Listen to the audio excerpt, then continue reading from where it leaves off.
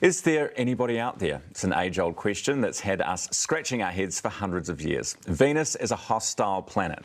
The temperature there can reach 450 degrees Celsius, and one day in Venus lasts 243 Earth days.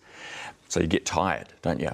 But researchers have now discovered atomic oxygen on the planet. So, could it potentially sustain life? This is new out this morning. University of Auckland astrophysicist Dr. Nicholas Rattenbury is with us to talk about the potentials. Good morning. Good morning. Great to have you here. Venus, first of all, where is it and what sort of planet is it? It's one of our neighbours. So it is the planet nearest to us, more towards the sun than we are, and our other neighbour is Mars, the next planet outwards, if you like. And it's Mars is a world, well, which has been traditionally the focus of a lot of attention, because it is a surface that we can see, we can analyse, we can record, and its surface temperature is much milder than Venus. Venus, like you mentioned, has this extraordinarily hot temperature. It's 450 degrees Celsius. Getting there, landing spacecraft on there, extraordinarily difficult. It has been done in the past. Those things didn't last very long. Analysing that planet is very, very difficult because of the conditions there. Right. But weirdly, Venus is a world very similar to our own Earth in terms of its size and its mass. It just happens to be just ever so slightly closer to the sun than we are. And its history has given it an atmosphere which is way thicker, much more dense than our own atmosphere. And that has changed the surface conditions of Venus much more, to much more extreme than what we have here on Earth. So how a planet can sustain life, like us, is largely dependent on what kind of atmosphere it has. And so this is where a lot of this research is turning towards. It's not just finding other planets or analysing the planets themselves in terms of their mass, their size. It's also discovering their atmospheres, what's in those atmospheres, how those atmospheres are generated, and what sort of processes go on in those atmospheres to create the conditions on the surface of those worlds. Why do we care, though? Because if it's 450 degrees, are we ever going to really land there?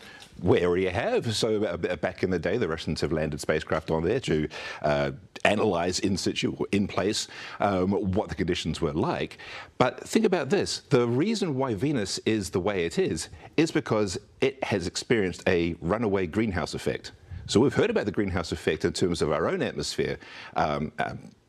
The changes that we've had with our atmosphere here on Earth has changed the nature of our atmosphere, and we really care about that because that changes the conditions in which we're living. Is Venus us in a billion years? Let's hope not.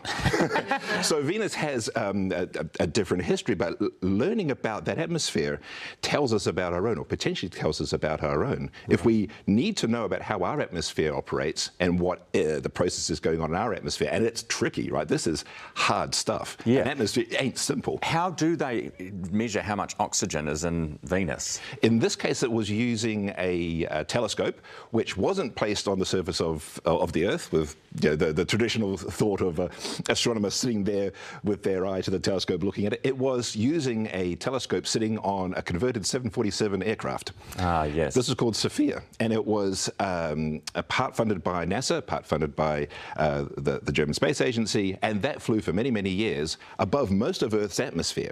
The reason why they had to do that was because the measurements were being made at wavelengths.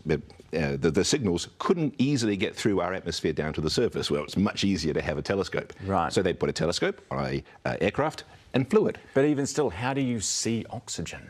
Oxygen reacts and with other molecules around it gets energized and it emits light, very specific wavelengths of light. So like a small slice out of a rainbow.